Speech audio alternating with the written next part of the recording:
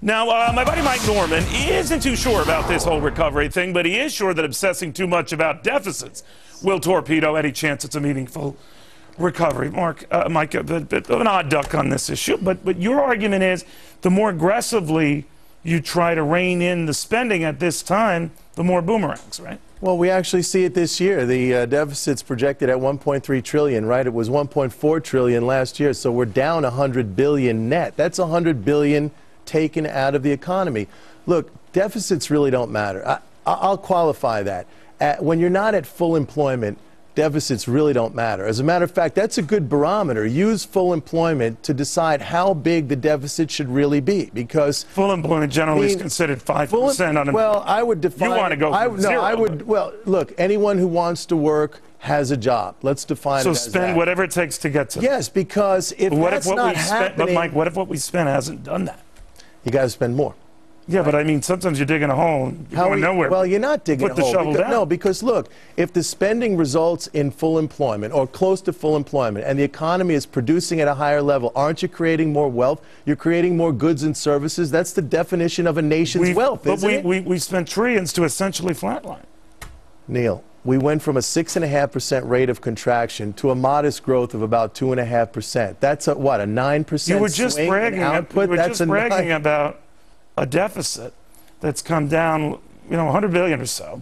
That's like pocket change under a couch. The only difference is there's nothing to cushion it. But hasn't it? Don't you see the effect? Here we are talking about how the market has stalled out. You're assuming that's the spending it's done, and well, maybe it's not the cycle. It is, because you got to prime the pump, Neil. You got to prime the pump. And for whatever reason, you and I know the private sector, they're not making the investments now. They're not hiring people. They're not spending money. Businesses are not. You got to prime the pump. Hear me. The government has spent trillions to get them to do that, and they're sitting on close to 2 trillion because they're improving their fortunes. The businesses you're saying are sitting on. So, methinks they're saying we don't have any faith in what you're spending. No, methinks they're saying that the economy's bad and they don't see opportunity as if we had a booming economy. Look, all this talk maybe about what they're fearing. Can we take a look at the market again, Pam? We're going to look at this.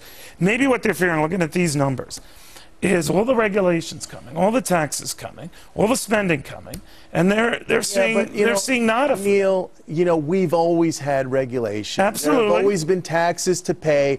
Costs have always risen. Why are they so guarded, Mike? Because, Neil, the economy is bad. And if you're a businessman and you don't see opportunity and your customers are not coming in the door, you're not going to run out and invest huge amounts of money because you just don't see the demand there for your products or your services. Now, what would it take to get us off the mat then? If 1.5 trillion or whatever it is hasn't done it, what would it be? Let's stop putting a number on it because that's arbitrary. Let's just do it to the point where unemployment really falls like my down. Wife going to why put a number on what I'm going to buy? Because it's arbitrary. Look, it's not arbitrary. That arbitrariness costs. Neil, after World War II, the government spent $46 billion. That was the budget. Now we spend $4 trillion. We grow, okay? So the amount of spending grows along with the economy. But the important thing is that if our output increases, if our unemployment goes down and people are working and productive, hasn't happened. Hasn't happened. So you're saying, trust me, it's going to work. Hey, there's nothing wrong with this economy. We could fix. That's the shame of it. We could fix this in a few months if the right policies were applied.